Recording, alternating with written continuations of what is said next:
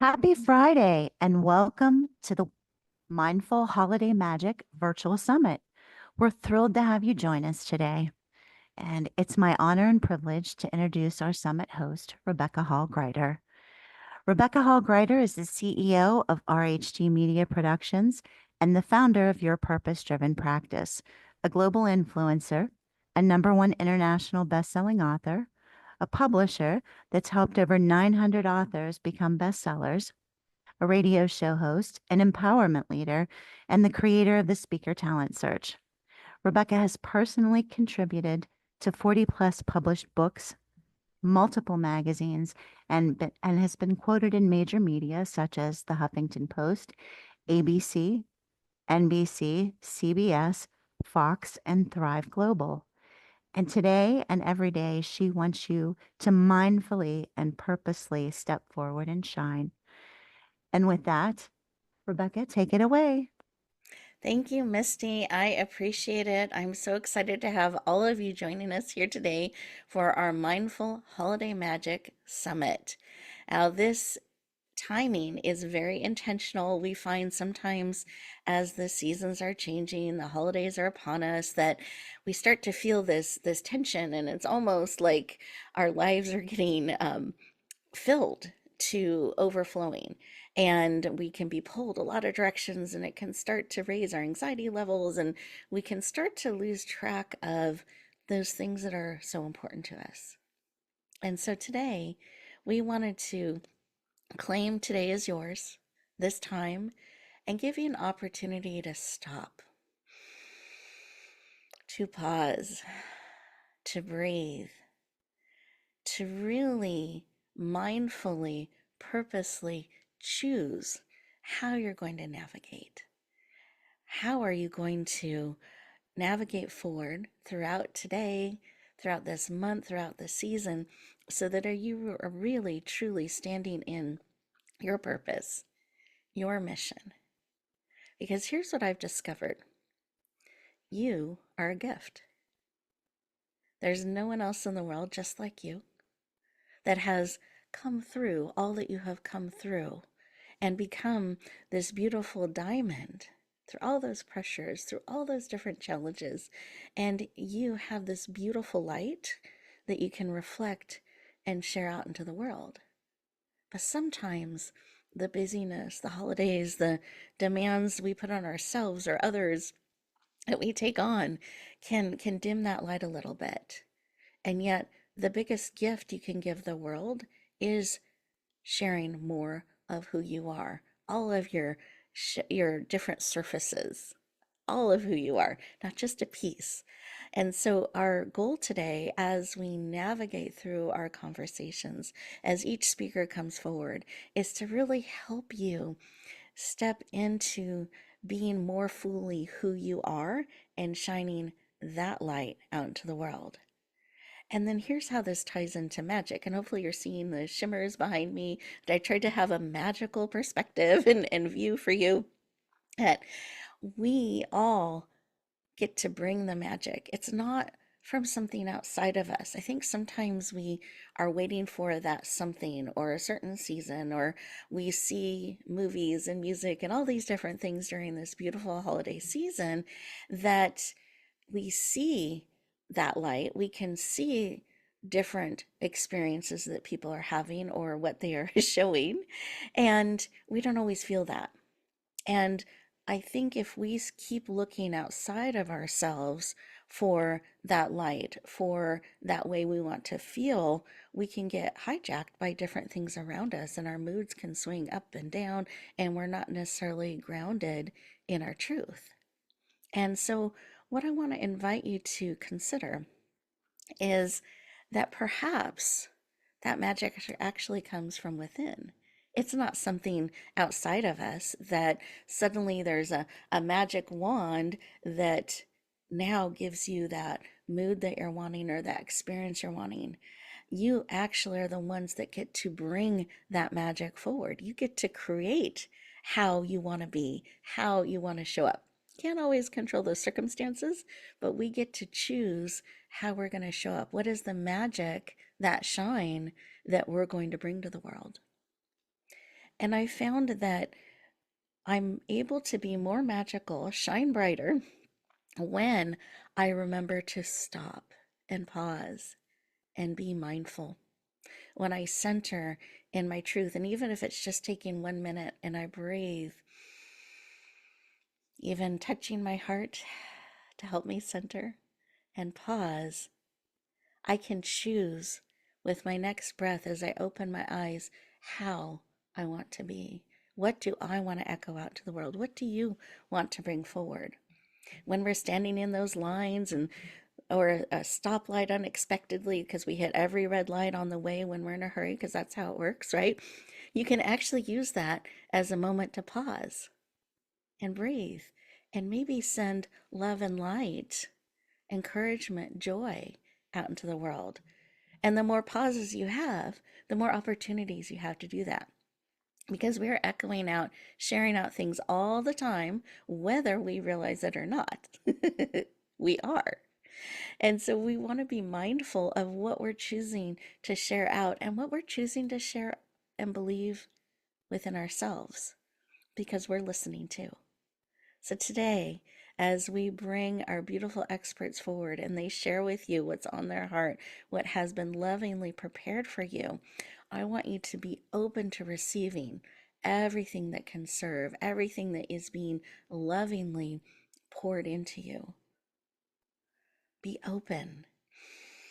Create room and space to receive. Be listening for that insight, that shift, that new perspective or activity that you can do, action you can take to help you bring more of you forward mindfully and purposely. Be listening, open, ready to receive. In fact, let's take a moment and stop again, pausing, put both hands on your heart. Notice your heartbeat. Take in a beautiful breath. Close your eyes. You're absolutely safe. And as you're breathing and bringing that beautiful oxygen into every cell of your body, all the way down to your toes, big breaths. Beautiful. What is it that you need today? What is it that will encourage you, empower you, support you? What is it you need real time that you're open, willing, and ready to receive? What is it you need? Just identifying what, not how, what. Beautiful. Receive that information. Let's take another breath. Open your eyes, come back into the room. And as you do so, and you're coming back, I invite you to write down what was laid on your heart. Take a moment and write that down and see. Start to interact with it. Bring it forward. Get it out of swirling around in you and really bring it forward so people can, and you can see it. You can interact with it. You can start co-creating it. And then as we go through our time together, you can add to that. And as you look at what was laid on your heart, are you open and willing to receive support around that? Get clarity on that. Be open and ready to receive.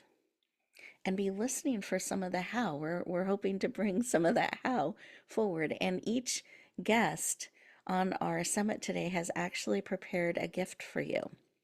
So I want you ready to write down how to access that gift to support you in the holidays and beyond. I want you feeling empowered, mindful, bringing that magic forward throughout the holidays. And as you're stepping into the new year, you're doing so powerfully, purposely, and in motion, bringing forward those things that matter most to you. Well, I'm excited to have all of you joining us today. And I want to add just one more activity here. Because one of the things I find the minute we start to close and get close and really narrow in on what it is that we need, and we create that space for it, distractions can come. We can start to feel pulled a lot of different directions. And so here's what I invite us to do. Let's close our eyes again. All those things that are pulling at us, that are wanting our attention right now, outside of this time together of you being poured into, filled up to overflowing in a beautiful way, all that stuff that's pulling at you, I want you to lovingly collect it and put it in a beautiful star-shaped box for safekeeping. The to-do list, all those things chiming, pinging you, let's put those in that star-shaped box. And one thing that's really nice about boxes is they have lids. So we're going to put all of those distractions into the box. And then I'm going to put a lid on it. There are air holes, nothing's going to suffocate, but this is for safekeeping until you're ready. You get to choose when you open that box and you give your attention to those things again. But this is your time. I claim this for you to be filled up and receive everything that is here for you. Let's move that box. Picture it moving it out of your desk area, out of your space. And actually, let's even move it out of the room, tucked safely into a corner. It has air and light, it's fine. And then when the summit's complete, when you are ready, you can open the box and then start to give attention to those things in the box. But right now, this is your time. Welcome. And I'm excited to introduce our first amazing guest to you.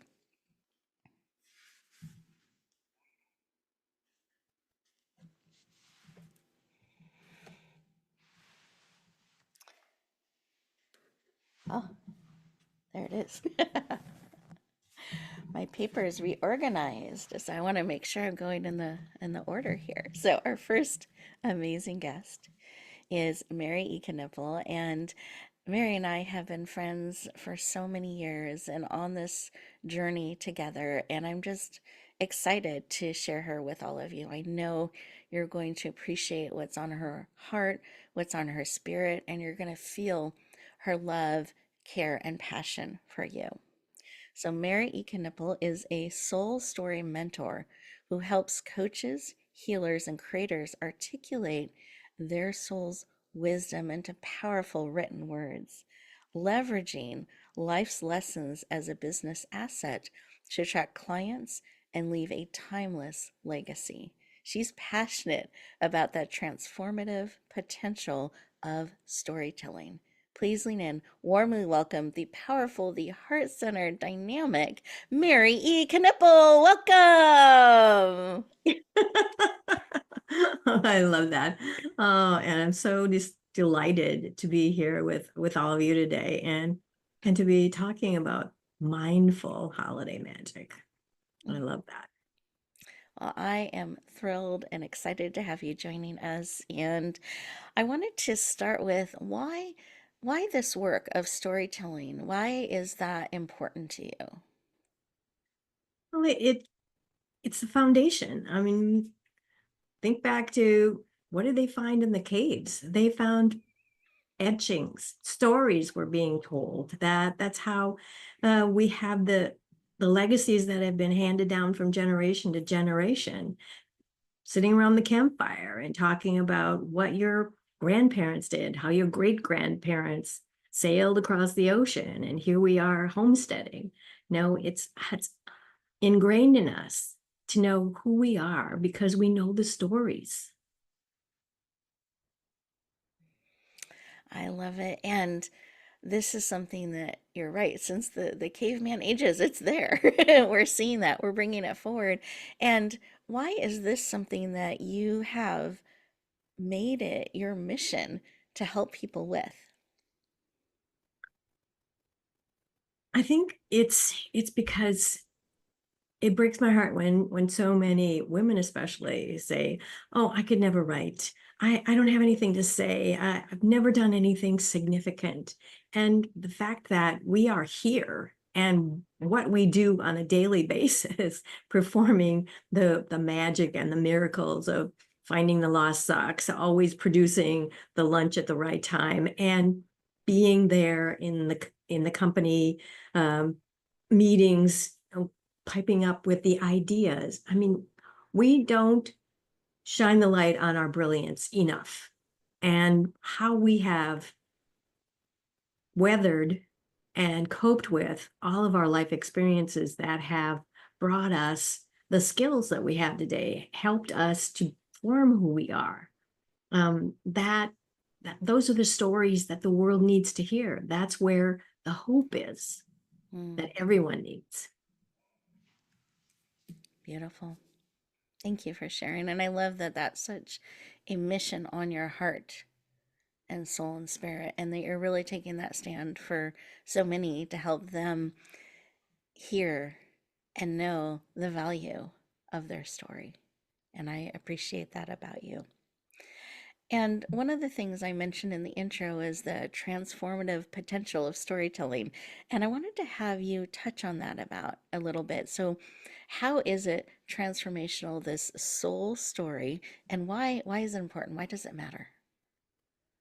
That is part of so many people, women especially, think that they're so ordinary, and they are extraordinary. And the transformational soul story that contains the wisdom of what their life experiences have brought them, how they have become who they are, and that's the transformational soul story. That is probably the why of why you started your business, why you show up the way you do in the world.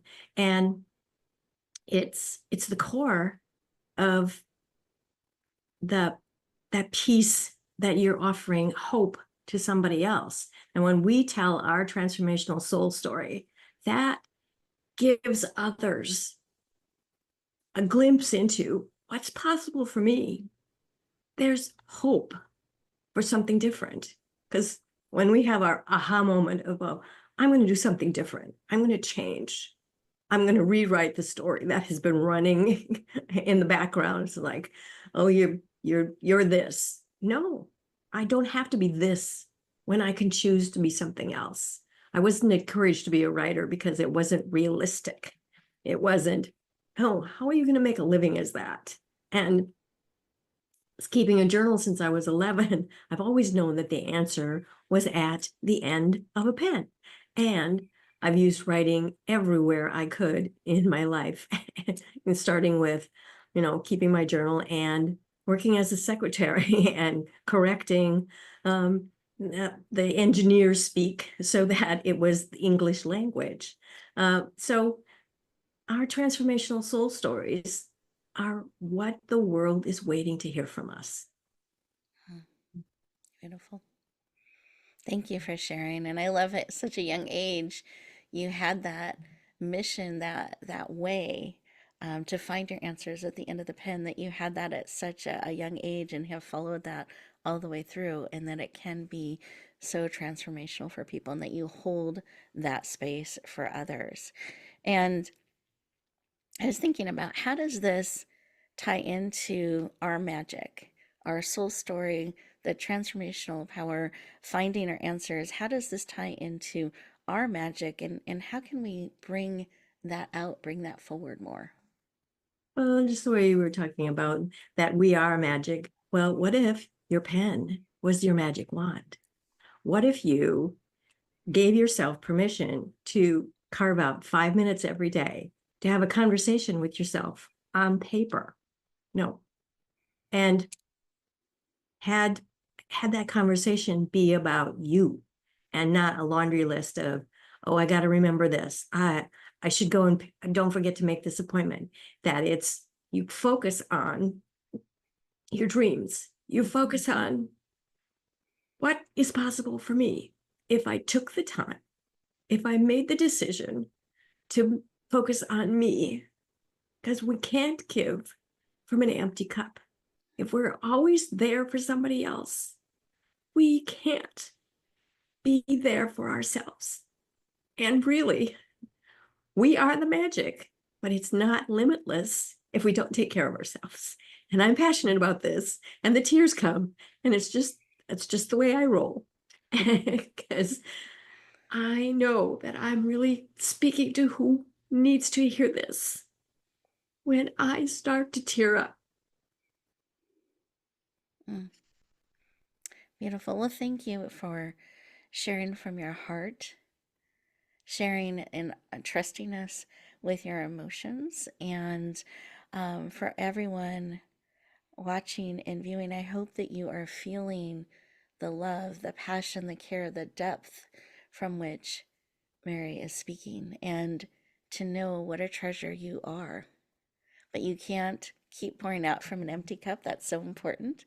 And that reminder to take care of ourselves. And I love this idea of 5 minutes a day having a conversation with ourselves, not a to-do list. I'm really good at the to-do list, not a to-do list, but really having a conversation and honoring that and listening, and seeing what bubbles up and comes forth, that we are the magic.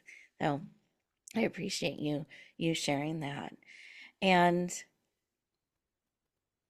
I think sometimes we don't feel magical. Mhm. We feel like we don't have a lot to say, or our story isn't unique. I hear that a lot, and they're from the most incredible people that say this. But we're in the frame. I don't think we can always see ourselves truly. I'd love to hear your thoughts when somebody says that to you. What do you remind them of? What do you share with them? I remind them that we all have something that is unique, that is only available when we bring it out into the world. Mm, Because nobody else knows our story from the inside out. We lived it. We know when that aha moment was. It's like, oh, I can do something different. I can choose how I am going forward. I'm not a cookie cutter. I am not going to be what has been before, because I've been changed. I had that diagnosis. I lost that job. I had to find another job. I had to move. I had a baby. I couldn't have a baby. No, we all have those details that are ours, but sharing what we did with those details help somebody else who may not be in the same situation, but they get a spark. They are inspired because there's a story that they identify with, and they see what's possible for them. mm, beautiful. Thank you for sharing. And I love that it's what we do with those details. That's where our choice comes in, our magic and our journey. And we get to write our story, not just observe it or be a participant, just sitting back watching, observing. We actually get to engage and participate in. And that's so important. And then when we share it, when we're willing to share it, it can light that spark and continue to share out. So thank you. I appreciate you sharing. And as we start to look at those details and have these conversations with ourselves and make choices, how do we start to share that out in a way that serves? How can we bring that forward and use that to create a legacy that matters, to share in a way that it sparks the connections that we're looking for? It's this, there are stories everywhere. There are opportunities for you to engage with who needs to hear your story when you show up on the page and first own it for yourself, and then wherever you choose, where you're comfortable being vulnerable and transparent by making it public, whether it's a book or a blog, you decide. Or if you're writing a memoir and only a few people are going to ever see it, you know that you left that legacy. And the wonderful thing is that we can connect our personal story with the universal story in so many different ways. Every month, there's something that is significant that we're celebrating. We just had October's Breast Cancer Awareness Month. I've had breast cancer 3 times. It's not that I can cure cancer. However, I talk about what it's meant having that diagnosis and the journey that I've been on, and how I saw it as a gift because it gave me clarity and confidence to step up and say, I got to get my journal entries into print so that they can help somebody else. And November, it's all about gratitude, Thanksgiving. You tap into the story that you have that connects Thanksgiving with who you are. I mean, one of my sisters was born on Thanksgiving. And so we talk about, we didn't have turkey that year. We had ham because mom was otherwise engaged. So there, and what better way to connect with other people is to talk about how something has impacted you, and then asking the question, has anything like that happened to you? How do you feel about that? And engaging them, being curious and willing to share. Beautiful. I had a couple comments from some of our viewers that Mm. I wanted to share, and it's just tying in perfectly to where you went with that question. So I love it. So one was they wanted to thank you for your passion and really willing to encouraging us to take care of ourselves. It's so important, and they wanted to give you a virtual hug, feeling that connection. Beautiful. And then a question was, where do I start to share my story? And you were just giving some great ways that we could start to do that. And I wanted to see if you had anything you wanted to add to that. If someone's ready, okay, I'm ready to start. I want to start sharing. I don't know how. Well, if you have a business and you have a website and you don't have a blog, you're missing a great opportunity. And blogs don't have to be, long epistles. They are meant to be short content that talks about one topic. And that is a great way for you to get started. And you can be part of a co-author book and become an Amazon author. You can talk to any number of coaches who will help you write an entire book. And it's where you want to have an impact. I mean, I started editing and writing for the school newspaper. I volunteered to write articles for my church newsletter and the women's groups that I belong to. And so it's where you're active and where you have a connection, using your voice to put your story into the mix, and then being curious and asking questions about how they feel about the organization, how the organization is having an impact on the community. So using your journal entries to ask the question, where do I want my voice to be heard? And then seeing how you can make that happen. Beautiful. I love that. And I love that it's not just sharing out, it's actually creating interaction and engagement and a back and forth. I think that's really powerful. And I think it also is helpful if we're starting to share out. We don't feel alone or too vulnerable if we're engaging. So I encourage that. You're building a relationship. You get to start engaging with others.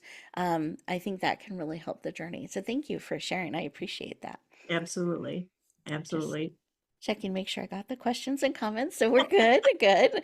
And I so appreciate viewers and listeners, participating. This is really for all of you. So feel free to send those messages, post them. We have a team watching, and we'll be sharing them with the speakers. So we've talked about starting to share out, and you've given some great tips on some easy ways to start doing that. And I know many people are leaning into wanting more Mary, and I'd love for you to share what is the best way for us to connect in to get more Mary. And I know that you have a beautiful gift as well. So all of our viewers, make sure that you're got your paper and pen ready so you can capture this beautiful gift. Mary, what's the best way to connect? And we'd love to hear about your gift. Oh, absolutely. I would love to connect too. So you can go to my website, maryeeknipple.com/connect, and sign up on my calendar. You can get right to my calendar. And for those of you who are ready to go and you just think, I don't know what to write about. Well, my free gift is 30 days of prompts to give you a jumping off point. And the beautiful thing about the prompts is it might not be, oh, this is not really my cup of tea, but the instructions are that if it doesn't resonate with you, you go the opposite direction, or you sit a minute and say, what is it that the universe wants me to know today? And if you're thinking about writing a book, you ask the question, what is it that my book wants me to know today? Or your business. You ask a question and then wait for the answer and then write it down. Keep your hand moving across the page and don't think about it. That's the other thing. Engage with your hand on the page and listen to your heart and give your head another job. That can go in and get ready for dinner prep, do dinner prep, and the focus is on those 5 minutes that you're in the writing zone of hearing what your heart wants you to know. Beautiful. And I love that. What does my business want me to know today? Or what does my book want me to know? Beautiful. I love that. And the brain gets to observe or go make dinner. It gets some time off and you get to really be immersed in that time. So, can you share again your website and the best way to take advantage of that beautiful gift? The website is Mary E. Knippel, KNIPPEL.com. And you can /connect to get right to my calendar. And if you like the prompts, it's the same, maryeeknippel.com /prompts. And you will get started receiving them in an email or a text, whatever is convenient for you, and see where those prompts take you. It's a whole new story that focuses on you. Beautiful. Thank you, Mary. I really appreciate your heart, your spirit, beautiful insights to really help us bring our brilliance forward and create that legacy. And you've made it easy to start taking steps. Thank you so much, Mary. I appreciate it. Well, I hope everyone has taken some great notes. They know how to connect with our beautiful Mary and go deeper. I'm just checking to make sure it looks like I got the questions in the comments. So I'm going to share the virtual hug for all of us. I love that connection that we get to have. And I'm excited to bring our next amazing speaker up, Kate Kambadi. And she is someone I more recently have met, and I'm excited to bring her forward and have her share with us today. So she has a BS in psychology, an MA in social entrepreneurship, is a 2 times international bestselling author, NLP certified transformational life coach, international speaker, and digital marketer and social entrepreneur. She is passionate about mindfulness. So I love the flow of this. We're learning how to write, we're learning now to be extra mindful and go deeper. It is my privilege and honor to bring aboard the beautiful and dynamic Kate Kambani. Welcome. Thank you, thank you, thank you for that awesome introduction, Rebecca. And thank you, Mary, for going before me. I learned a lot. Thank you. Oh, you're so welcome. I'm excited to have you joining us today. And this mindfulness is so key and so important for the holidays. I'm very excited to have you expand on that for us and really help us be mindful instead of pulled a zillion directions that we can really be purposeful and mindful in it. So I wanted to start with a little bit about you and why is digital marketing and being a social entrepreneur so important to you? So, being a social entrepreneur is a way of me giving back to the world. I have like a nonprofit organization and I go to Africa 3, 4 times a year. and I do good according to me. That's good. And I meet a lot of people. I do a lot of things with them. And what I like about that is that while I think I'm giving something to them, they're giving something to me. I learned to be humble. I learned to appreciate and be grateful for the small things and everything that is around me. And the digital marketing world just it impacted me in a way that I could never imagine. Like I didn't think I could do those kind of things. So now that I'm doing these things, I'm like, wow, maybe there's something in me that is actually smart, you know. And sometimes you judge yourself and you say, I don't think I can do these things. So digital marketing has actually taught me so much stuff that I didn't think I could ever learn and I could ever do. But now I'm doing it. And so I'm grateful to be able to do that. Well, I'm excited to have the heart of a digital marketer, entrepreneur be seen and heard because I think so often you're helping others be seen and heard in that space. And so I think it's really beautiful that we get to meet you and hear a little bit of your heartbeat in this and why you do it and have you help us be mindful in all of that communication, how powerful it will be by being able to be mindful in it and have the messages and things being shared be very thoughtful and aligned. So I love that you are able to do that and help people do that. And I appreciate you sharing some of your why with us. And I like that you're so good according to me, which I love because we don't always own our good Yeah. and receive that and walk with that. We can be so critical of ourselves. So I love that. So thank you for sharing that as well with us. It made me smile. It's beautiful. So talking about mindfulness, I want to make sure we're all on the same page. What is mindfulness to you? What does it mean? What do you mean when we talk about mindfulness? So for me, it's being present, being aware, and being engaged.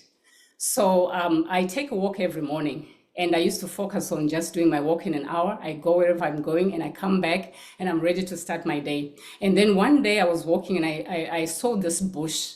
And I went to the bush and I picked up a leaf. It was a beautiful leaf. It was green and it had all these designs. I was looking at it and I was like, so much went into designing this thing. But I've been walking up and down and I never saw this thing. Why would God create all these things around us when we don't even appreciate them? We're not aware of them. We're not engaging with them. We are just rushing from one point to the next. It really made me stop and think about, why I take this walk every single morning. Is it just about me, saying I went for a walk for an hour, or is it about me experiencing nature, engaging with nature and being aware of the nature that is around me? Even just with the rabbits running around or the squirrels, whatever, I wasn't noticing any of that. But now that I know about mindfulness, when I walk, I'm aware, I'm engaged, and I'm in the present. I Mm. see everything. I take in everything. And how rich that is. Instead of just passing by, checking that off the list, really drinking in all that is around you. Oh, I love that. So, really being present and mindful and being where you're being. So often we're thinking about the past, we're thinking about the future, we're thinking about this, the to do list, instead of really being present in the moment. So, thank you for sharing that. Beautiful. Beautiful. And then how do we apply that same mindfulness into our business, into our lives? What are some ways we can start to weave that in? And why is that important? Yeah, it's very important. So when I open up my computer, sometimes I open up more than one window. I'm working on this one and I'm working on this thing and I'm working on that thing. And I'm thinking if I close this one, I'll forget about it and never come back to it. So by the end of the day, I have like 10 windows open and I haven't really achieved anything. I'm just going all over the place. But now I'm more focused. I'm like, let me do this one thing and finish it, right? And then I can say at the end of the day, I've checked this thing. So now I have a checklist of all the things that I've done. Before, I Mm, used to just jump from one thing to the next thing to the next thing. And I remember saying to myself, if I was to pay myself at the end of this day, would I really pay myself? Because I haven't really achieved anything in an hour. So how much would I pay for myself in an hour? So now I'm really focused on productivity. I'm more productive now in my business because I mm. focus. When I start with something, I put my whole attention into that thing until I've done something with it and I've finished it and achieved something. I love that. Thank you. I'm curious. Now, do you start with the list before and build it through the day, or do you make the list of what you've done? I make a list and check it off. I'm just curious for you how you build your list. I make a list, but sometimes it also depends on what's in my email Hmm. and what has priority. So I make that list and then I check off as I go, but I prioritize the things that are important. And the other thing that I also do is I take meaningful breaks. So I Hmm. give myself breaks along the day. Nice. And I'll sit down. If I'm having coffee, I'm having coffee. I'm not talking on the phone. I'm not doing whatever. I've just got my feet up and I'm having coffee. So it's a meaningful break. And then the third thing that I do with business is that I'm honest with myself. Even when I'm failing, I'm like, I'm failing. I'm honest with myself. Before I used to say, no, no, no, I can do this, I can do this. But there are times when I have to step back and say, I'm failing.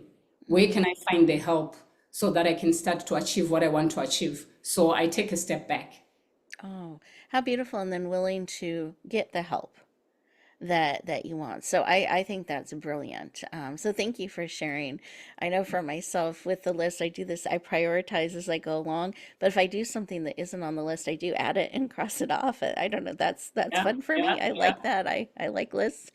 Mhm. But I like that. Sometimes we do multitask when we're doing coffee and other things. And I love Yeah, that you are able to really be present and that it's okay to need help with something. If you're not being successful or achieving what you want, taking a step back and getting that support versus continuing to spiral or thinking negatively about yourself. I think that's a beautiful balance that you exactly. have that we can all learn from. Thank Yeah. you. So how has this changed you? So instead of ping ponging everywhere and all the little windows open, now this focus and you're focused on productivity. How has this changed for you as inside and out, being able to do this? So, one thing I've done is I've applied this to every part of my life. Like I do one thing. So when I take time for myself and I'm saying I'm going out to the mall or something like that, I'm just focused on the mall. I'm just focusing on seeing what's there and meeting the people and doing what I need to do there. There's no business in me when I'm in the mall. It's not about business. It's just me being in the mall. I leave everything behind. And even if I'm going to eat, I take time to enjoy the food, to enjoy the ambiance, to see the pictures that are on the wall. Sometimes we're in a restaurant and somebody says, was there a picture on the wall? No. I even watch the other people's meals, when they're being delivered. I'm like, oh, that looks nice. That looks good. I'm seeing everything and appreciating. So now I really appreciate everything. And I don't jump out of bed like it's an emergency anymore. No, it's not an emergency. Oh, I lie there and I just think about my day and then I slowly get out of bed. Sometimes it's like, I have things to do. No, I just take it slow. mm. And it sounds joyful and peaceful, and you're getting to enjoy your meal and others. I like that too.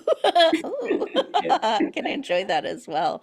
yes, And I feel, even as you're sharing it, like a relaxation of my body, like, oh, I can just be in this yes. space, in this thing. I don't have to always multitask and that kind of thing. It's just beautiful. And I have a comment from a question, or let me read. It's a comment or a question. Let me take a look at it here.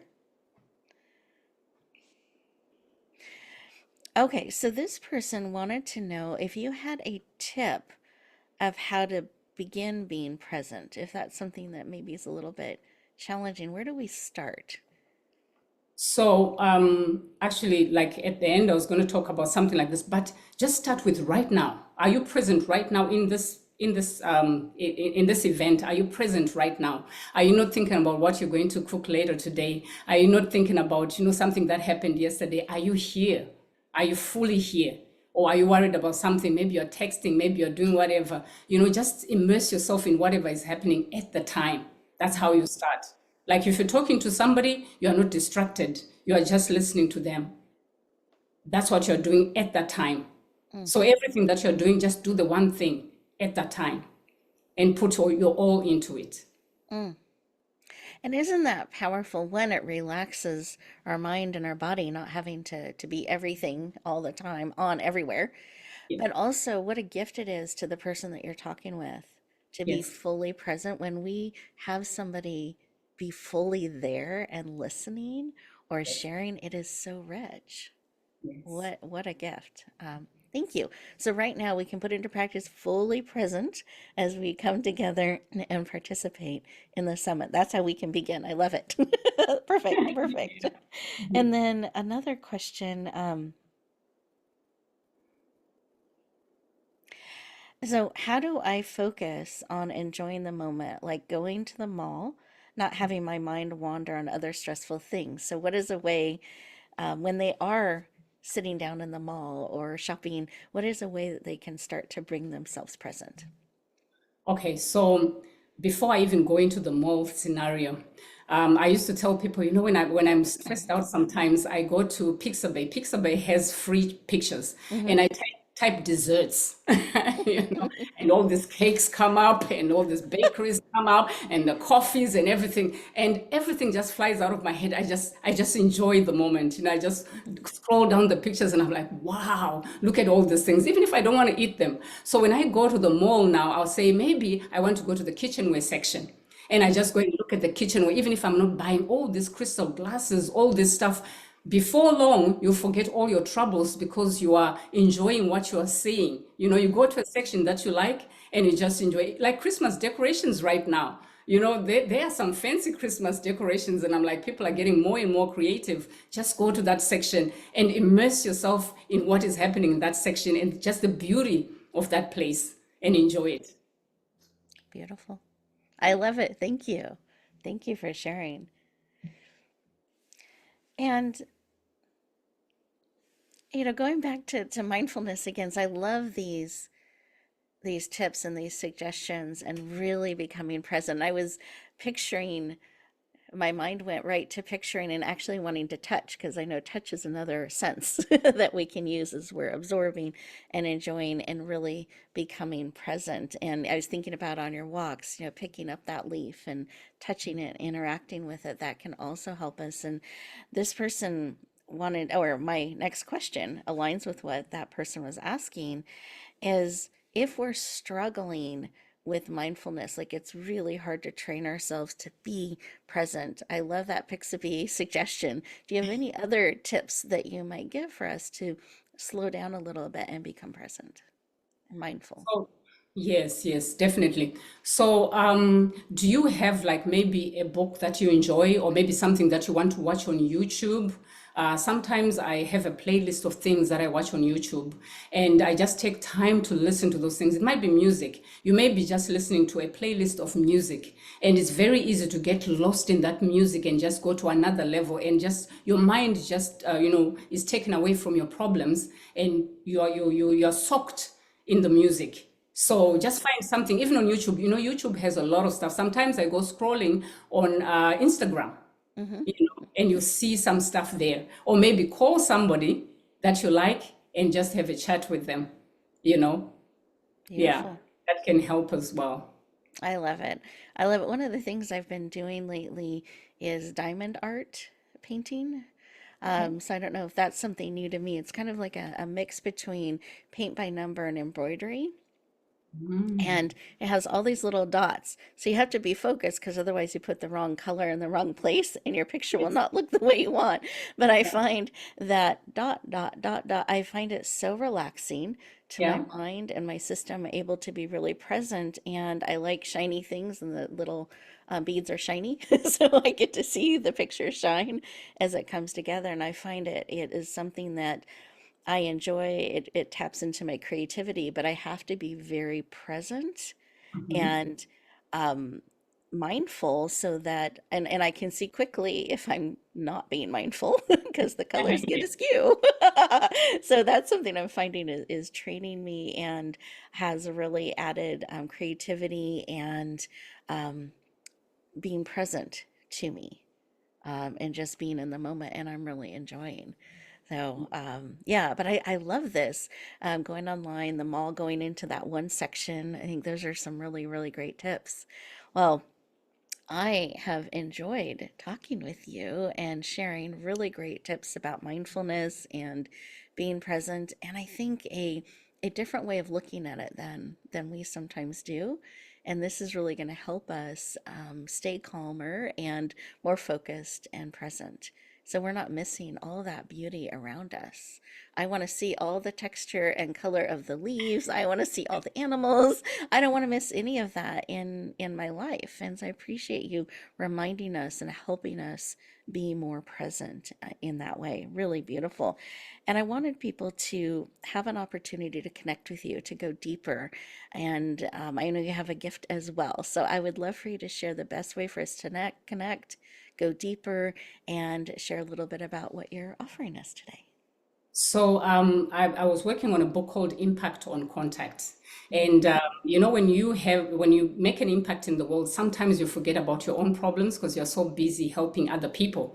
So I'm working on it. It should be ready by Tuesday. But if you send me an email to memory, MEMORY, CEE@gmail.com and just write impact, I will send it to you. And you'll take the focus from yourself and think about making an impact everywhere you go. If somebody sits next to you, if somebody dares to sit next to you, you make an impact in their lives.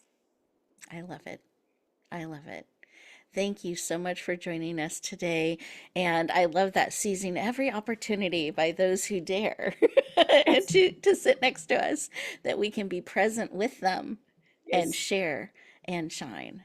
Thank you so much, Kate. I really appreciate it. Thank you. Thank you. Appreciate you all. Beautiful. Well, I am excited to introduce our next amazing guest. And this is someone, she is a #1 international best-selling author. She has such an amazing impact that she's had in so many lives, and I am just honored to share her with you. I know that you're going to enjoy her, and she's put together a presentation for us. So this is Michelle Rettinger, and it's called Mood Cycle Survival Guide: Four Keys to, 4 key steps to mastering your mind. How amazing and powerful that is. Let me share a little bit about her and her journey. I know each of you are going to be blessed by what she has to share with us today. In 1998, Michelle was diagnosed with bipolar disorder, and traditional psychiatric treatment only made it worse, exacerbated her condition over a decade. It wasn't until she discovered an integrated research-based treatment model that she began her journey to completely recover and heal. She is now a #1 international best-selling author, passionate public speaker, mentor, and she is passionate about guiding others to their healing and recovery. Please lean in, warmly welcome the powerful, the dynamic, the expansive, and out to make a huge difference in the world, Michelle Reitner. Welcome. Thank you so much for that introduction. That was so lovely. And I Welcome. want to thank Mary and Kate. I took lots of notes. I loved what you shared. It really blessed me. So thank you so much for what you shared. And I'm really looking forward to Deborah as well. I want to just give you a tiny bit of my story because it's really important to understand where this resource came from. When I was diagnosed back in 1998, I was told that the symptoms that I had were called bipolar disorder. It was a chemical imbalance. It was incurable. I would have it for the rest of my life, and that I would need medication for the rest of my life to treat it. And so I took the doctors at their word, and I went to every psychiatric appointment. I took every medication I was given, and I just kept getting sicker. And after my diagnosis, a few years later, I got married and I began having children, and I was devastated by the impact that it was having on my family.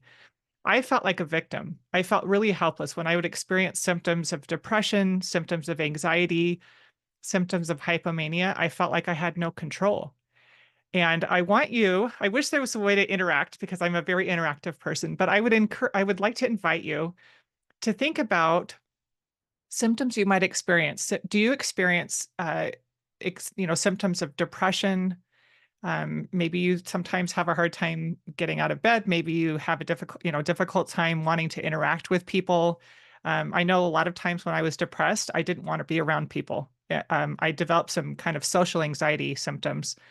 Um, what are your symptoms of anxiety that you experience? Do you have times when your chest gets really tight, or you feel numb, um, or you have a hard time breathing?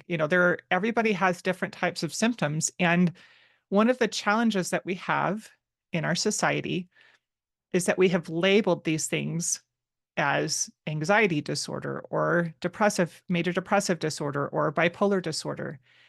And it can make you feel really helpless when you experience these types of symptoms.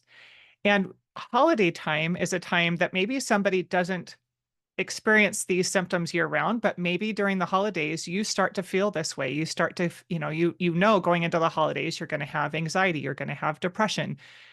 And it makes sometimes us fear the holidays. We don't look forward to it. We want to enjoy it, and maybe you come up with a new plan each time to try and manage it. Um, but I felt like a victim. I didn't feel like I had any control over what was happening. And about 12 years in, I had gone through hospitalizations. I'd made attempts on my life. And I had this clear thought one day, nobody's coming to save me.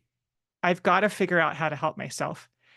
And so I started trying to decide, what can I do? I know that these symptoms are coming. What can I do to manage them more effectively? And I started making a list. I love Mary talking about, the journaling and that, because that was so helpful to me, getting to know myself better. Instead of choosing to be a victim, I was choosing to look at myself and think, okay, what are the warning signs that I'm experiencing? What are the things that I can do? What are the things that I need when I experience these symptoms? And that was where this mood cycle survival guide came from. And I'm going to share that with you today because it's interesting. When I first developed this, it was just a survival guide for me. It was some way for me to be more proactive about managing the symptoms that I experienced. But as I started sharing what I was learning with other people, I found that it was not only helpful for people with bipolar disorder, it was helpful for everybody.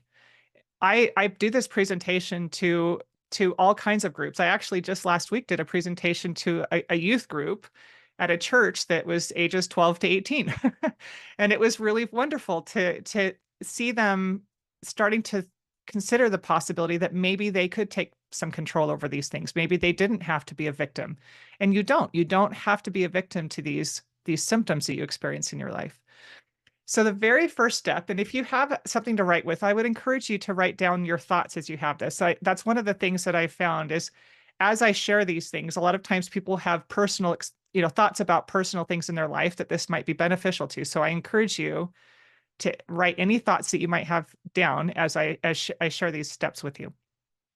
So step one is your response team. If you know that you experience symptoms, any of these symptoms, you know that there are times when you need help. And a lot of times we don't ask for help until we're in crisis. And one of the challenges that can create is it can create a lot of embarrassment and shame on our part.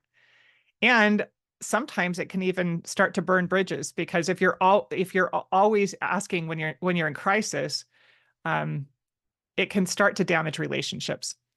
And for me, the reason that I started recognizing this was because I actually had some really proactive people in my own life that would offer help.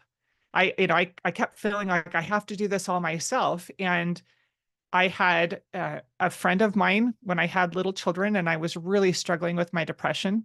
She started reaching out and say, I noticed that you're not doing great right now. Could I take your children for an hour or two? I'll take them over to the park and you can take a nap. And I remember, sorry, I'm getting really emotional thinking about this. I am so grateful for this friend of mine because it didn't occur to me that I could ask for help. But when I recognized that there was an option to do that, I started thinking more about, okay, who are the people on my team? Who are the people I can ask for help? And that's the first thing to write down in this thing, or what kind of help do I need when I'm struggling with these symptoms that I experience? What kind of assistance do I need? Is it, are you in a professional capacity? And maybe sometimes you get overwhelmed in your job assignment when you're starting to struggle with these symptoms. What kind of assistance would be helpful during that time? And who could you maybe ask for that assistance? You want to make sure that the roles are clearly defined. This is really important. Setting really healthy boundaries around this assistance can not only preserve the relationships, it can actually enhance them. because we love to help each other. People generally love to help, but I think that it's so much more beneficial when we define the boundaries around that help and then respect those boundaries so that we're not putting an unnecessary strain on the relationship. And then identify, how can I ask for assistance? Because a lot of times we feel really, I know that I felt really guilty asking for assistance. When I was a swim coach, I had an assistant coach who really loved me. Her daughter was one of my swimmers. And she offered at one point, because she could see my anxiety was getting worse and I was struggling to stay at practice. And she could see that I was struggling. And she took me aside one day and told me how much she appreciated me being the coach of her, for her daughter. She didn't want me to quit. What could we do so that she could support me when I was in this state of mind? And we came up with a plan for I would write practices, I would write the workouts ahead of time so that if I had a day when I was not doing well and I couldn't stay at practice, I would just give her the workout and she would be able to run the practice for me. We came up with that plan together ahead of time. And then she just said, if you're not feeling great, just say, I'm not doing well today. You don't need to give me details. I don't need to know any of the things that are going on. Just say, I'm not feeling great today. And then give me the workout and you can go home. And it was such a blessing. It was such a huge blessing. But it was really important to decide those things before I was in that emotional state so that I could get the assistance that I needed and I knew how to ask for it. Step 2 is what I call the early warning system. And this is really important because, like I said, these symptoms can make you feel like a victim. I felt like I was getting yanked onto a roller coaster and I just had to hold on for dear life until it was over and then survey the damage that I'd done in my life when it was done. And I started understanding that symptoms are actually information.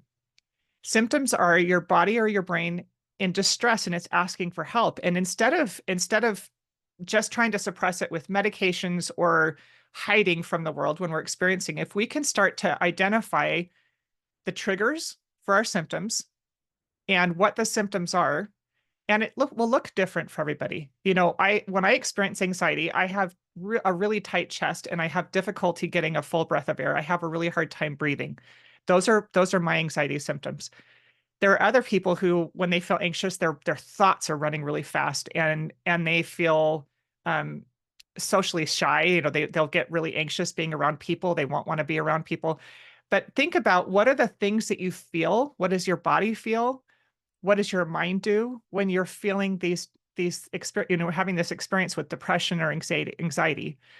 And it's really important for you to start paying attention to that. And I encourage people to use a mood tracking app because it's super easy. There's one that I recommend there's a very robust free version called Bearable, and it's bear like the animal, Bearable. It's a really fantastic app because you can personalize how you utilize it. You can track your symptoms, you can track your energy level, there's all kinds of things you can track. And I encourage people to start really simple. Start with just tracking your energy level and your mood and do that consistently so that you get in the habit of using it. And it's very, very simple. It's just like 2 clicks. It'll take you like 10 seconds. But as you get more consistent with using it, then you can start paying attention to, what are the symptoms I feel when I feel depressed? What are the symptoms I experience when I feel anxiety? What are the symptoms I feel when I'm just, whatever the experience you are. For me, one of the things I experienced was mania or hypomania.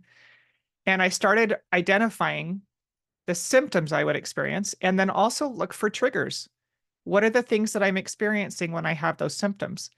And the reason why this is so beneficial is that you can start noticing these things earlier so that you can become more proactive about managing it. If you wait and just allow yourself to be a victim to the symptoms, it makes you feel super helpless. You don't feel like you're in control. You feel like you're helpless and you don't have any ability to affect what's going on in your life. But if you can start noticing them earlier, then you can start putting self-care tools and resources in place that help you manage those things more proactively. The third step in this plan is what I call power priorities. And this is so critical, especially, I don't know if there are men on this call, so this is not not to be exclusionary, but women have a tendency to believe that we're supposed to do everything all the time.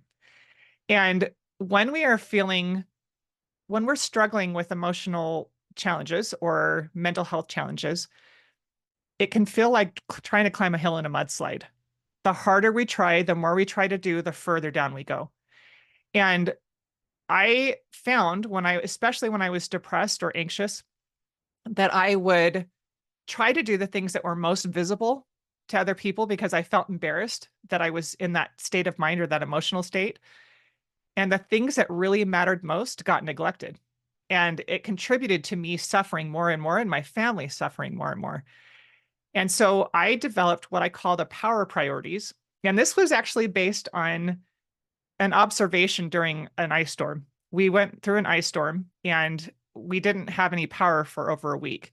And our family just suffered in the cold. It was really traumatic. But we were invited over to somebody's home that had a generator, and we were able to have a hot meal and a hot shower and be in the warmth for a little bit. And I was talking to them about their generator, and they were talking about how they had to identify which electrical resources they wanted to wire into the generator because it was not capable of powering the entire home, but they had to identify what their power priorities were. And so I did the same thing with my emotional power priorities. I identified what I call the top three for your top three. You need to keep it really simple because you need to make sure that it's very, very clear in your mind what matters most. What are the things that really need to be done? And your first priority on that list needs to be yourself. And that is not a selfish thing. We hear this all the time. When you're on an airplane, they tell you put your mask on first. As a mother with small children, I started to understand I need to put my mask on or I'm not capable of taking care of my kids. If I am completely dysfunctional, I'm not the only one who suffers. Everybody around me suffers. And so the very first of those top three needs to be yourself. What are the top three things that you need to do that nurture you, that take care of your emotional, mental, physical resources? And then go through the rest of your list. If you have children that are dependent on you, they need to be next on your list. And maybe your partnership with your husband or if you're married, your wife. And then if you're working, that might be the next thing. But you need to make sure you identify what the top three are for your top three and start to give yourself permission to let go of the other things so that you can recover. Because if you keep trying to do everything, and this is especially important during holiday time, I want you to all think about how many times you've gotten burned out during the holidays because you kept trying to be everything for everybody and do all the things. And by the end of it, no wonder New Year's is like, we're going to fix everything because we burned ourselves out completely during the holidays. It is so critical to make sure that you don't allow that to happen. It makes the holiday time very, very stressful. And we don't look forward to it. We dread it because we know what the aftermath is going to look like. So if you can identify what the most important things are that need to happen and start letting go of the rest of the expectations for yourself so that you can have beautiful, like Kate said, be able to stay present in enjoying the experiences that you're having during the holidays. If you have family members that you spend time with, if you have children that you spend time with, you only get that opportunity once with them. So being able to stay present and care for yourself, care for your needs will make it so much more beautiful, and you'll love the holidays. You'll get to a point where you just love holiday time and you love spending that time you're creating beautiful memories for yourself and your family. And then the final step is learning how to reboot your system. And this will be different for everybody. For me, when I was struggling with the bipolar symptoms, it was really critical for me to have a plan in place to get myself back to a healthy, balanced mental state. It helped me be proactive about doing that rather than waiting around and hoping that at some point I would feel better. And that, like I said, it will look different for everybody. For me, I've developed a list of the items, kind of the checklist to go through. And this also came from rebooting the power system. When the power goes out in an area, when there's a terrible storm, the power company has a system that they have in place for what gets rebooted first. And they go itemized through that list and they will reboot each item. and get it online, and then they'll go down to the next thing. And we need to do the same thing for ourselves. If we want to be able to take control instead of feeling like a victim to our emotional states or our mental health, we need to have a plan in place that helps us to get back to a healthy, balanced mental state. And I've developed this into a program that is free. I offer it to anybody who wants access to it. And in that program, there's an ebook that walks you through, each of the steps and gives you ideas for, how to develop each of those steps for yourself. There's a workbook, so you can put it all in one place. I have little videos that I share additional insights. And actually, next week, we're doing something called Fall into Healing, where we're going through this whole plan in a free program, and we'll be doing daily Zooms. Monday through Thursday, there's a half-hour Zoom that will be done at 11 o'clock Mountain Time. And you can come and participate in it and develop it for yourself. And even though, like I said, this was developed originally to help people who were struggling with bipolar as the first step in their healing program, it's useful for everybody. I have a sister-in-law that as I was, working on this and developing it for public consumption, she's like, "Oh, that's really helpful for me. I like that." And I started recognizing that this is not a resource that is only for people with bipolar. It's for anybody who ever struggles with any kind of mental health challenges at all. And so if you were interested in developing this resource for yourself, I would love to invite you to this Fall into Healing, where you can develop a plan for yourself. Beautiful. Thank you, Michelle. We're getting some great comments.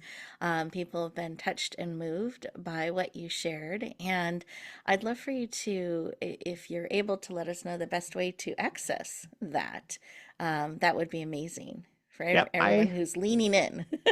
Yeah, I don't know if it's possible to put something in the chat for people. There's a landing page that people can just sign up for it, and that's the best way to do it, is to go through that link, because we've set it up so that you come right into the program.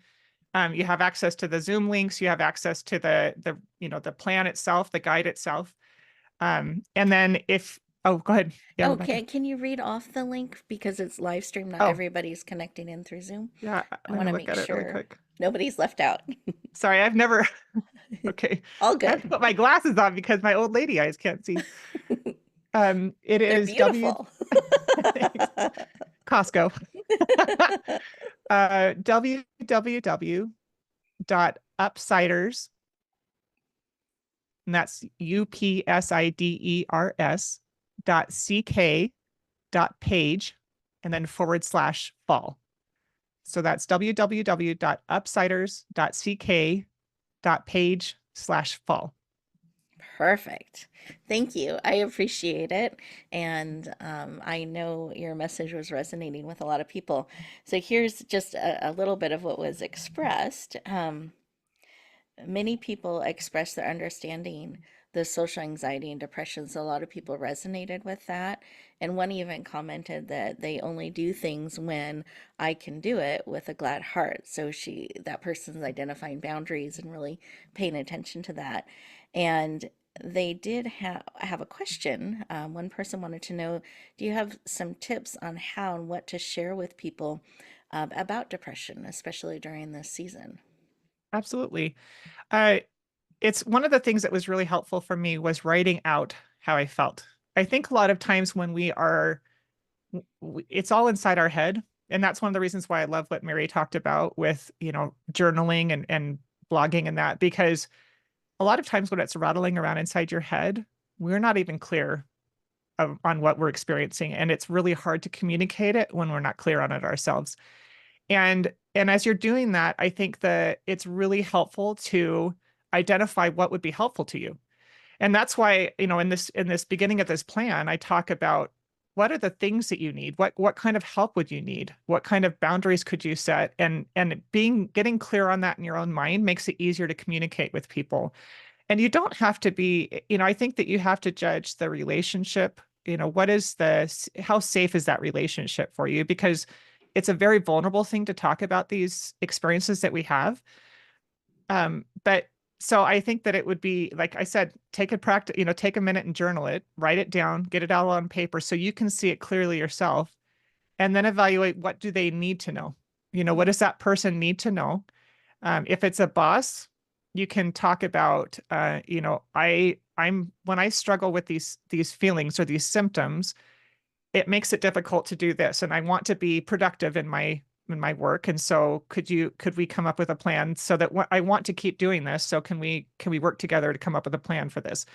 If it's family members, I think it's really important to be honest with them and say, I really love you, and I want to be able to participate in these things, but there are times when it's not good for my emotional or mental health. And it's really challenging sometimes to set those boundaries because we feel a lot of obligation to other people.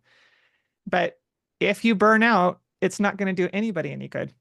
And so learning how to set healthy boundaries for yourself is really important. So I would write it out and I think about the relationship, think about what they need to know. And then, you can practice with somebody you trust. If you're about to talk to somebody that you feel a little less safe in the relationship, practice with somebody you do trust. Mm. Say, how would it feel if I said this to you? Or, kind of work through it so that you go through the experience with somebody that you feel confident in that relationship. Beautiful. Thank you. I appreciate it so much. Um, just seeing if I missed any. Yep, those were the comments and the questions. Thank you so much for all of your insight and wisdom and the powerful tool, because I think all of us can use extra support, especially during the holidays. And what a powerful way to navigate, because we all have challenging times. It's not if, it's when.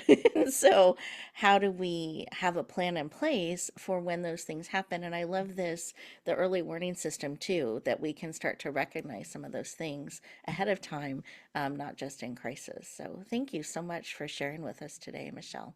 Absolutely. Thank you for having me. Oh, absolutely. I'm excited to introduce our next amazing guest. And Deborah and I have been on this journey for many years as well. So I'm very excited to introduce her to all of you. I know that you will enjoy hearing from her, her perspective, wisdom, and all that she is going to add to our conversation today. So, Deborah Weiner is a Western certified Feng Shui master and creator of the energetic Feng Shui system. This system supported her company's evolution into a multi-million-dollar corporation. Drawing from traditional feng shui, quantum physics, and humans designs, she is passionate about helping you redesign your life and business. Please lean in. Warmly welcome the dynamic, energetic, and powerful Deborah Weiner. Welcome.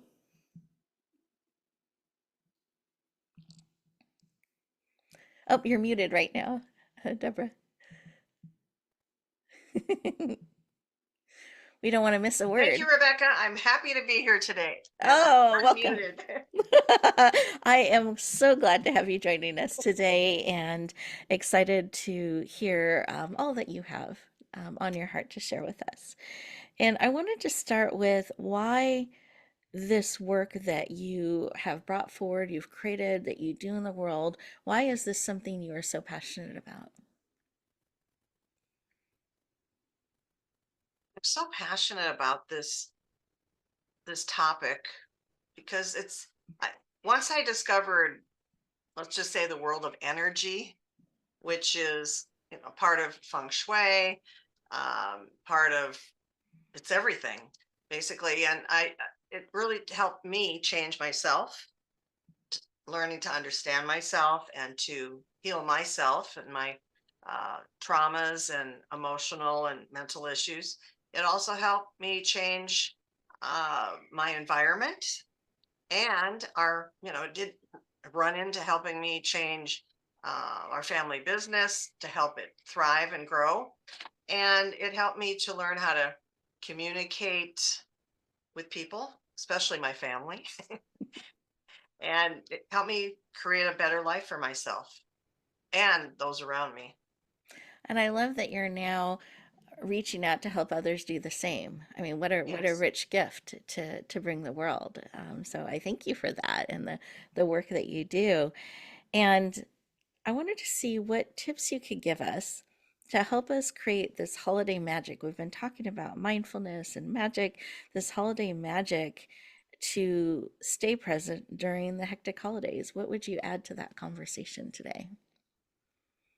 Well, this is a subject that really is very dear to my heart because I have struggled with social anxiety myself, and uh, I've studied and learned along the way how to create my own family and create my own mindful holiday magic. Holidays were not something that I used to look forward to because there was times when we may all have experiences, or hopefully you don't, but sometimes you not only struggle with your own social anxiety, but they can be difficult people to be around. There can be dysfunction, people that don't get along with each other.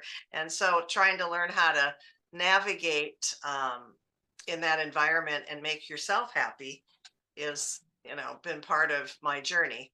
So I have some tips that I know that I use. I when I have my own family over, and what I really learned to do is to create a warm, comfortable, welcoming atmosphere, and that can include, making sure that everything's cleaned, and that's part of the feng shui, making sure everything that is clean, they're free of clutter. You've got some live plants, and you've got some sparkly lights, and comfy pillows and places for people to sit, and make it a place that they just feel very comfortable in, and they want to be there, and free of expectations. And I've learned to, like, sometimes it's really really great to take a walk together out in nature.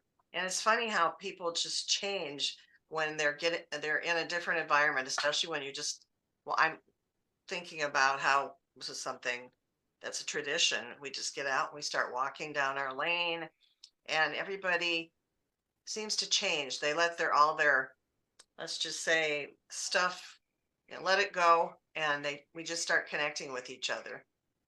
Hmm. I also would recommend making sure that you have, you know, food, everything's prepared so that you have time to enjoy with people. You're not spending your whole time in the kitchen, because I've been to, I mean, we probably have all been there when you've been somewhere or you've experienced yourself, you're last minute, you're late, so you're cooking, and everybody's there, but you can't you can't enjoy them because you're working. So make sure that you're prepared ahead of time, and try to have everybody's food and drink preferences in mind. And then set your intention before, at the beginning of the day. Take a moment to center yourself or ground yourself before the gathering, and set your intention that you want this experience to be enjoyable, memorable. And that can entail taking just a moment to close your eyes and kind of listen to the sounds that you hear, or just start feeling what you feel. Just take a moment to just try to not think. Close that mental that mental mind. Just put it away for a moment, and set the intention that this is going to be a beautiful experience and a beautiful day. And Beautiful. try not to, I know that for those people who are kind of empathic like myself, and we tend to pick up other people's energy, one thing I've learned is to just observe. Try not to absorb other people's energy, and to kind of put some light, or in your mind, to put some bubble of protection or light about around yourself. So that does seem to help me, so that you don't Beautiful. absorb other people's energy, and you're just observing without judging, and no expectations. Mm. I remember those days when I didn't understand. I expected everyone to get along, and I one expected, expectations just don't serve us well. Beautiful. So Thank you. Thank you yeah. so much. Great information and insight. And I love how this is weaving together some of what we've been talking about, some of these consistent things that can be so helpful. So that setting intentions, that I love that observe, don't absorb.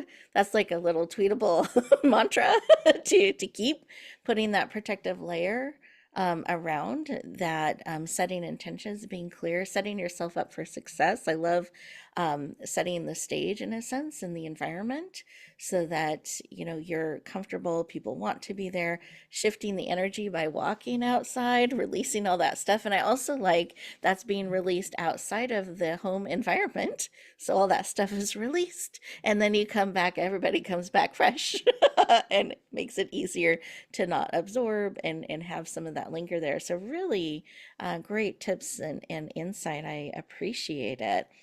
And the other thing I think that's happens is we change and evolve over time. Our families do as well. How can we maintain connections through the holidays and beyond as things are evolving and changing and we're observing, we're not absorbing, we're releasing some of our expectations, allowing? How can we continue to navigate and maintain those connections? Well, as a mother of three sons who are all now married, and they have partners who have other families also. One thing to learn is that you have to share, and so I know that two of my sons at least have the every other year plan going on, so that understand that one year they'll spend Thanksgiving with us, but the other year they'll spend it with the other side of the family. And there I do have one son that has relatives that sometimes we all share together, and that's great. We've even traveled together. Feel very blessed. But when you have children, you have to understand that when they grow, change, and get married, things change.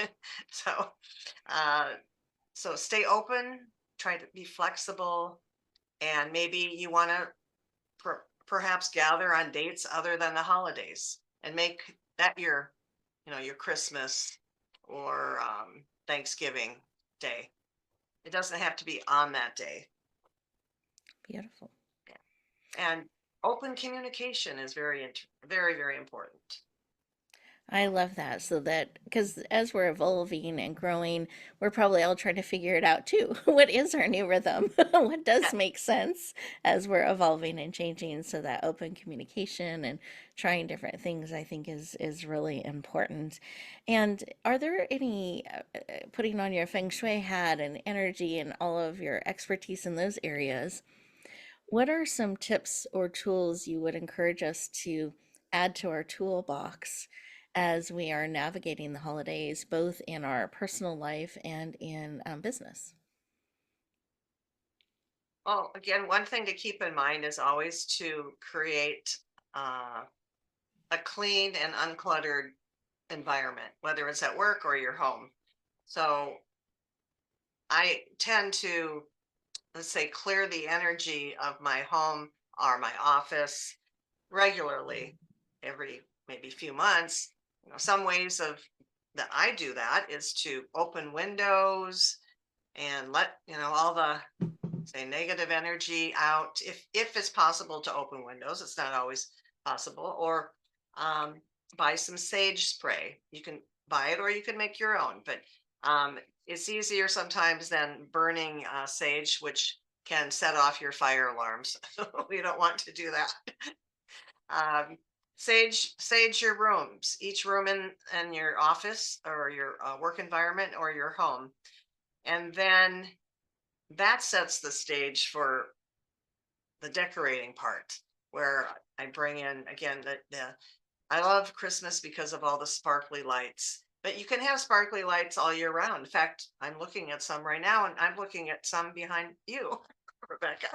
So having sparkly, lights that you can put around a plant, a live plant, or and making sure that your plants are trimmed and they're brown spots and they're clean, and the laws of feng shui, there's different ways to decorate within each room. So I do have tips on that I'm have creating an ebook for, but I would say decorate is and make and have a clutter-free environment.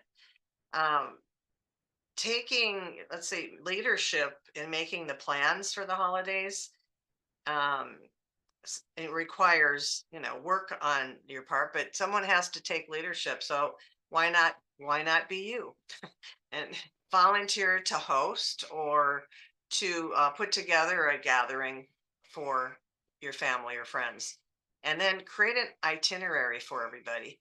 That would be something, if especially if you're going to do things like play games, or you have things you're planning like watching a video or cooking together. um, those are things that it'd be nice if people would know what to expect when they come over. So creating those little rituals can become part of a new unique tradition.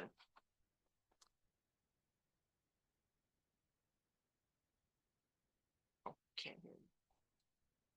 Oh, Thank you. I was being present. Caught up. I'm picturing all the sparkly lights yes. in your home and coming over for the holidays and just being able to be in an environment that was so thoughtfully prepared, whether it's, an event in your home, personal or business.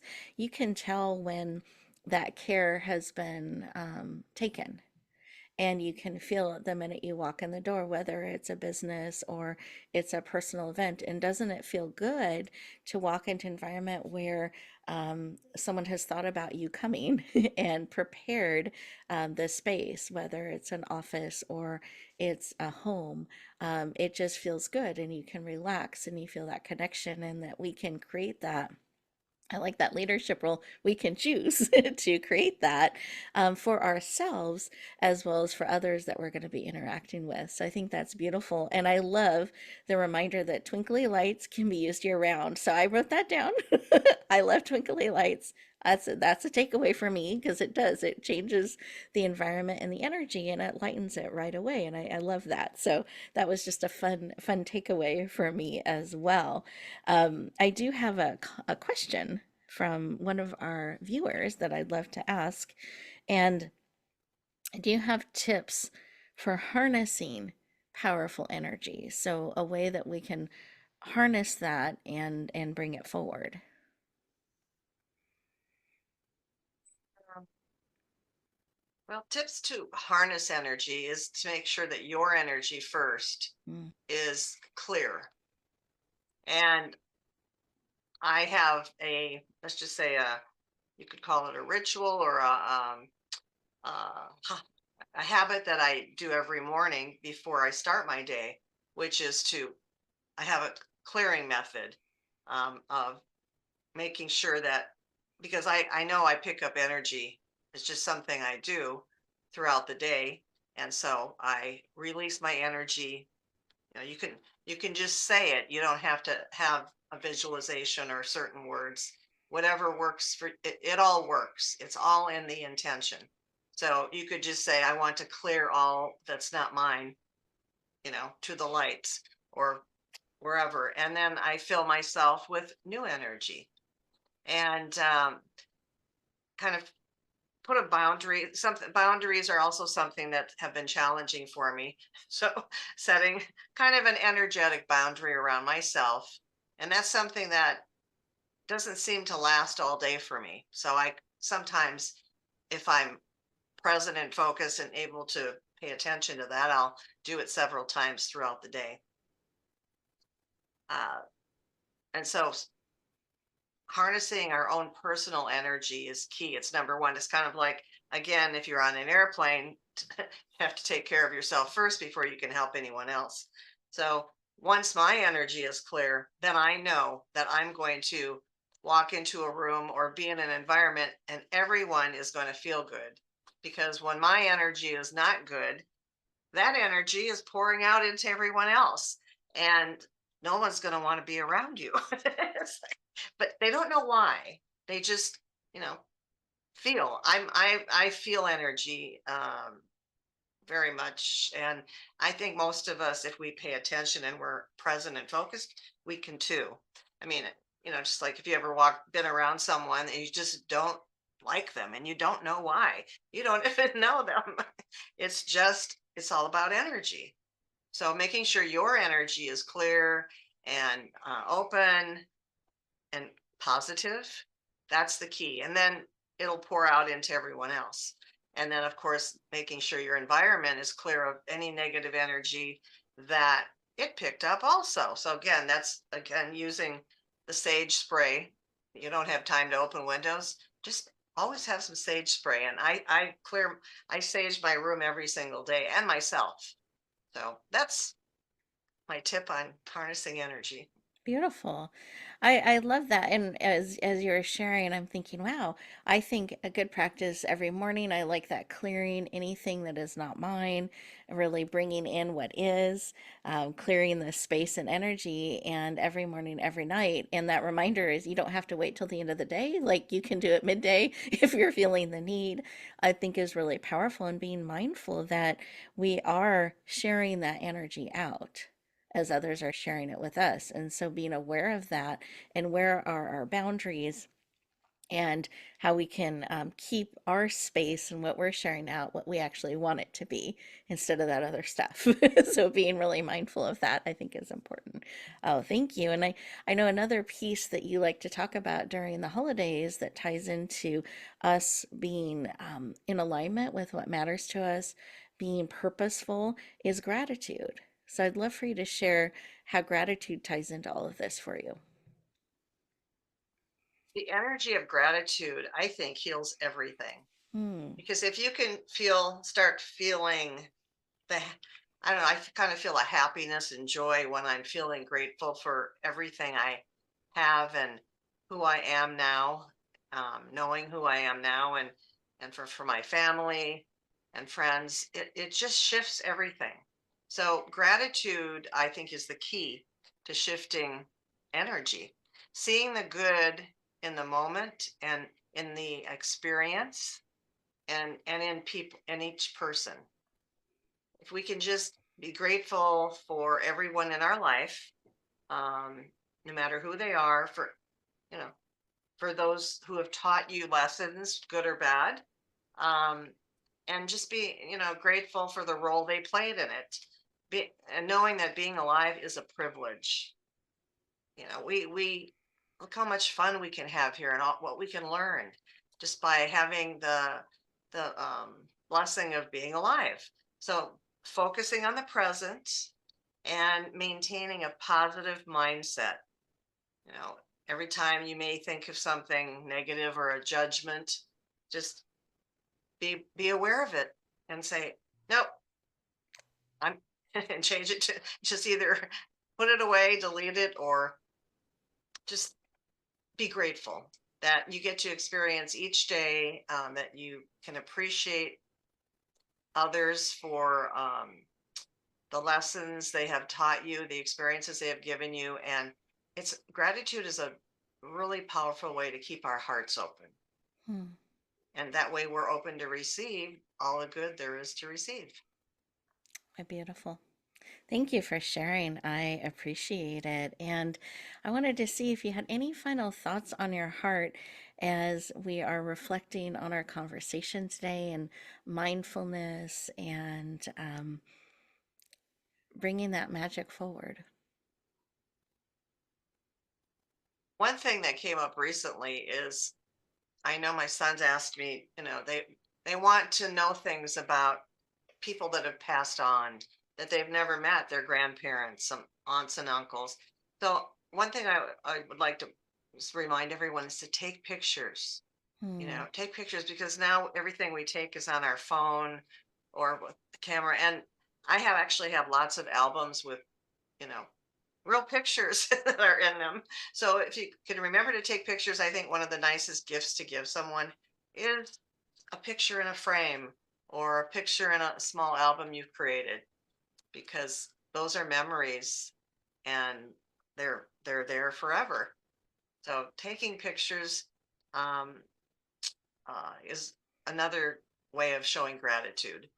Um, and know that, this holidays are not the time to have deep, you know, let's just say, challenging conversations. Keep everything, the conversations light, and just try to remember to have fun with each other and be grateful for each other. And that will set the tone for creating a magical holiday. We are the creators of our lives, and so just be mindful of every day asking yourself, what do I want to create today? So, Beautiful. Well, thank you so much, Deborah. I appreciate it and wanted to also provide the opportunity for people who want more Deborah. What is the best way for them to connect in and do that? And I know you also have a beautiful opportunity for them as well. okay. Should I put my email in the chat also? I know not everyone can see that, so It's it's probably just better to just, yeah, read it off. okay. Yeah. Okay, so Thank you, though. if you go to Deborah, DEBORAH, at Deborah, DEBORAH, and my last name, Wiener, just like the hot dog, I always say WIENER, Deborah at DeborahWiener.com. You can receive your free ebook on how to unlock your intuition. So if you fill out your contact information, I'll send it to you. And also, I'd love to have a conversation with you. There's a no cost 30-minute uh, conversation we can have if you put your information in and sign up to have that with me, and we can talk about maybe how we could work together or support you in the future. And then lastly, I have an upcoming podcast called Energize Your Enterprise with Deborah. Where energy goes, money goes. So look for that. That will be also listed on my website. Wonderful. Well, I'm excited about your podcast coming soon. That's exciting. Love it. And I encourage everyone to lean in and connect with Deborah and all of our amazing speakers. When they share their contact information, it's on purpose. There's really a desire to connect, to support you. And Michelle had mentioned earlier about support and allowing that in. And this is a way that you can get support is through these tools and these resources. So I encourage you to lean in. Deborah, thank you so much for sharing your wisdom and your insight with us today. I greatly appreciate it. Beautiful. Well, all of our amazing viewers, I'm just thrilled that you were able to lean in and join the conversation today. And I wanted to take a few moments and put on my publisher hat because one of the things I find is that so many people want to someday bring a book forward, someday bring their message forward, and yet that someday doesn't seem to happen. And there's some reasons for that. And so, one of the greatest gifts that you can give the world is the gift of you, is the magic, your story. Mary, we started our conversation with how important your story is, that you have a journey that is yours uniquely. We've talked about how that can be such a gift to bring forward and share. We've had tips on how to get started, observations you can make by being mindful and present that Kate shared with us, which I think is so powerful too. And so I want you to reflect on some of the things that we have gone through and shared today, and how can you start to bring that forward? How can you create what you want to be in the world? And if you have that someday, I want to bring my book forward, I want to bring my message forward, I wanted to share some tips about what I see holding people back and ways you can navigate forward because you get to choose. How powerful is that? So, what I want to encourage is for those of you who someday you want to bring a book forward, I want you to stop for a moment and see, have I started my book? Have I started writing my thoughts? Have I put together some of those things that matter to me that I want to be able to share and to bring forward? If not, that might be the starting place, is writing down some subjects. Perhaps it's looking at building the time into your life to take the steps, because if it keeps being a someday, that's a someday that may never happen. So if you can start to build into your calendar where you are committing some time and building that into your schedule, that can help you do it.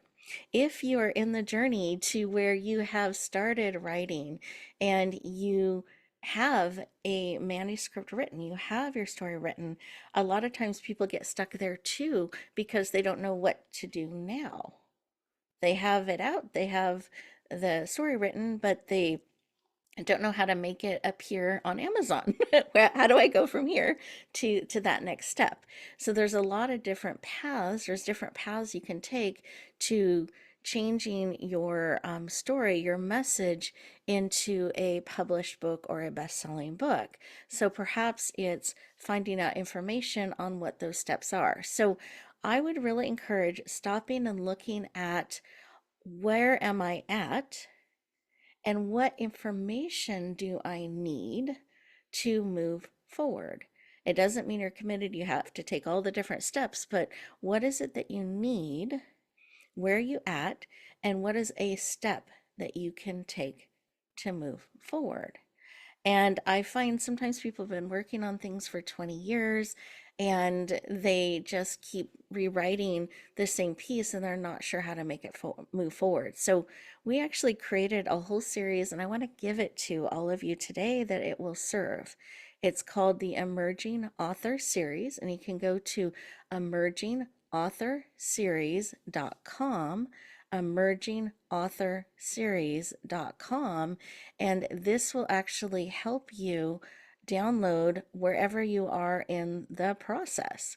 What are you trying to discover? What are you trying to learn? Where are you stuck or wanting additional information? And it's figuring that out. So there's different subject matters you can download. One of them is, I've written my book, now what? Others are, I have an idea, I don't know where to start. And Mary's given you some amazing tips that you can take and you can use to start to bring those things forward. So what is it that you need to help you bring your message forward? That's one of the biggest gifts you can give the world. That's how you can bring some of your magic forward. So really looking at finding out that information. So I encourage you to go to emergingauthorseries.com and you can download as many of those ebooks as you would like. They're all in different subjects around publishing, myths and truths, what is a bestseller, how do I structure my book and content, what are the options around publishing.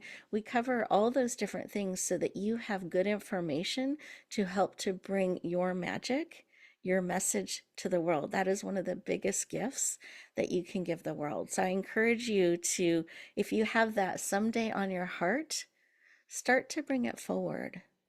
Let's start to take the steps to bring your gifts, your brilliance, your messages to the world. The world will be a better and richer place for it.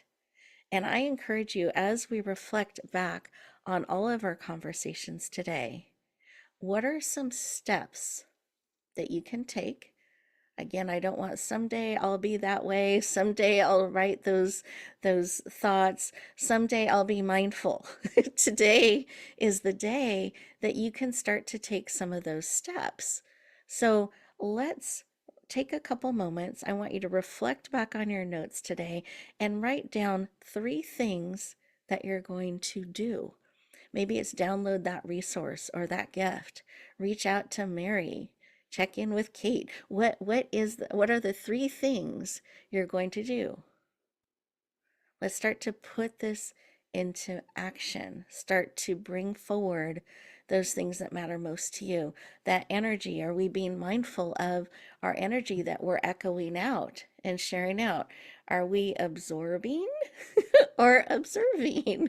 How can we start to shift that a little bit to be more in observing? Are we setting our intentions but allowing others to do what they do? Are we being mindful of our boundaries? Let's just reflect on so much richness that we've covered today, and what are some steps that you can take?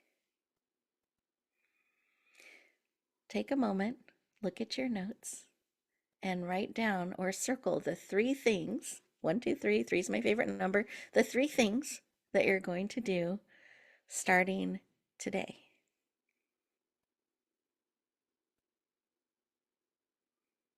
I'm giving us time purposely and mindfully, breathing in those 3 things that we're going to do, that we're going to take action on. And on the bringing your message forward side of things, bringing the gift of you forward. As we bring our time together today, to a close, I want you to pause. Don't just rush back out into the day. Remember, we have that box, the star box that we put in the other room of all those things that are pulling at us and wanting attention. So you get to choose when you open the box. You get to choose what you let come out of that box. The day doesn't get to be in charge. You get to be in charge. So, how are you going to choose to navigate forward based on what you have discovered today?